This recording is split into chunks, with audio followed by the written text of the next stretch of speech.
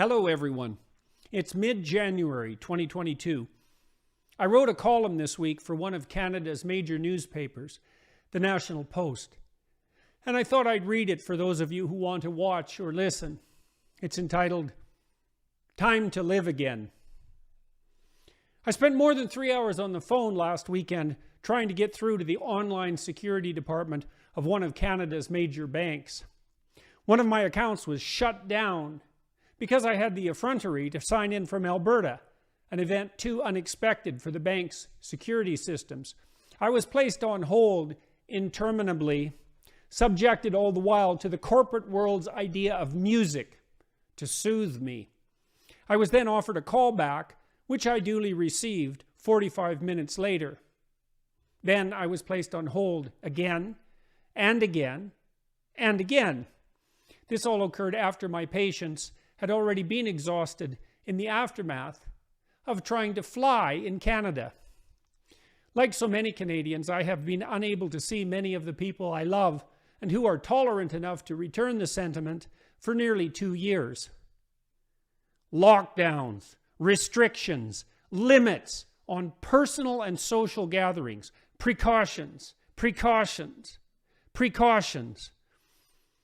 But everything had opened up enough in principle, so flights for such purposes were, in principle, once again possible. My wife and I therefore took the opportunity on the last day of 2021 to fly first to Comox, British Columbia, and then several days later to our joint hometown of Fairview, Alberta. However, the airline we had arranged our flights with canceled/delayed all 6 flights we had scheduled. Furthermore, they had no staff available in one entire wing of Edmonton's airport. This made rescheduling prohibitively difficult. We were delayed by 1 full day traveling to British Columbia, and then another day traveling to Alberta. And there were further delays on our way home to Toronto. This took quite a chunk out of an 8-day trip. All this from an airline that not so long ago was a model of efficiency.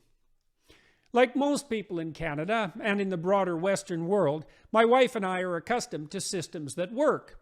When we booked flights in the past, with rare exceptions, we arrived safely and on time. When we used our banking systems online, we gained access to our accounts. When we had to phone security because of a login problem, we were able to talk to someone who was able to help. And because we were spoiled Westerners, we expected that such would always and consistently be the case. Why? Because by and large our systems worked miraculously well. The power and the heat, it's 40 below here in northern Alberta and has been for 3 weeks, always worked. Planes took off and landed on time. Banks were open and effective and honest. But there are empty shelves in the grocery stores here in Fairview. The supply chains that provide our food just in time are severely stressed. While I was here, I spoke with a local restaurateur who operates the pizza place I worked in 40 years ago. She is barely hanging on. This is true of most local businesses. I was on the phone for 3 hours trying to sort out a minor banking issue, after being delayed for a full day while flying, after having been delayed in a similar way only 4 days before. And because I'm an entitled Westerner accustomed to my privileges, I got whiny about it. I have a banker that takes care of my affairs, and I sent him and his associate a string of complaints about the service I was receiving. They wrote back apologetically and told me that they're barely able to function with the COVID restrictions, the attendant staff shortages, also caused by illness, and their inability to attract new employees, a problem besetting many industries at the moment. I am not accustomed to feeling particularly sympathetic for the travails of large, successful enterprises, banks, airlines, utilities, and the like. I expect a certain standard of service so that I can conduct my own affairs effectively, and am impatient when delays unnecessary in the normal course of things emerge. The letter from the bank stopped me and made me think, however. It wasn't just the bank. It was also the airline. It was the empty shelves in the grocery store in northern Alberta. It was the daughter of the man I once worked for as a cook back when I was a teenager. It was the shopkeepers and small business people I have spoken with on this trip. We are pushing the complex systems upon which we depend and which are miraculously effective and efficient in their often thankless operation to the breaking point. Can you think of anything more unlikely than the fact that we can get instant, trouble-free access to our money online using systems that are virtually graft and corruption-free? Just imagine how much work, trust, and efficiency was and is necessary to make that a reality. Can you think of anything more unlikely than fast, reliable, and inexpensive jet air travel, nationally and internationally, in absolute safety? Or the constant provision of almost every consumer good imaginable in the midst of plentiful, varied, and inexpensive food? These systems are now shaking. We're compromising them seriously with this unending and unpredictable stream of restrictions, lockdowns, regulations, and curfews. We're also undermining our entire monetary system with the provision of unending largesse from government coffers to ease the stress of COVID response. We're playing with fire. We've demolished 2 Christmas seasons in a row. Life is short. These are rare occasions. We're stopping kids from attending school. We're sowing mistrust in our institutions in a seriously dangerous manner. We're frightening people to make them comply.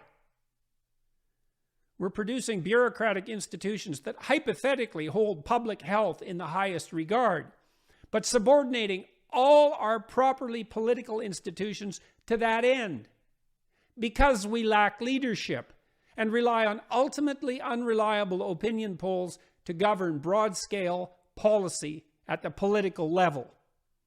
I've never seen breakdown in institutional trust on this scale before in my lifetime. I was recently in Nashville, Tennessee. No lockdowns, no masks, no COVID regulations to speak of. People are going about their lives. Why can that be the case in Tennessee and in other U.S. states such as Florida when there are curfews in Quebec 2 years after the pandemic started with a vaccination rate of nearly 80%? When BC is still limiting social gatherings, when we are putting tremendous and unsustainable strain on all the complex systems that have served us so well and made us so comfortable in the midst of the troubles of our lives. The cure has become worse than the disease. I have recently spoken with senior advisors to provincial governments in Canada. There is no endgame in sight. The idea that Canadian policy is or should be governed by the science is not only not true, it's also not possible, as there is no simple pathway from the facts of science to the complexities of policy. We are deciding by opinion poll to live in fear and to become increasingly authoritarian in response to that fear. That's a danger too, and it's increasingly real. How long are we going to flail about, hiding behind our masks, afraid to send our children, who are in no danger more serious than risk of the flu, to school, charging university students full tuition for 10th-rate online education, pitting family member against family member over vaccine policy, and, most seriously, compromising the great economic engine upon which our health also depends, until we decide not to. There are no risk-free paths forward. There's only one risk or another. Pick your poison. That's the choice life offers. I am weary of living under the increasingly authoritarian dictates of a polity hyper-concerned with one risk and oblivious to all others. And things are shaking around us. Enough, Canadians. Enough, Canadian politicos. Enough masks. Enough social gathering limitations. Enough restaurant closures. Enough undermining of political and social trust. Make the bloody vaccines available to those who want them. Quit using force to ensure compliance on the part of those who don't. Some of the latter might be crazy, but by and large, they're no crazier than the rest of us. Set a date. Open the damn country back up before we wreck something we can't fix.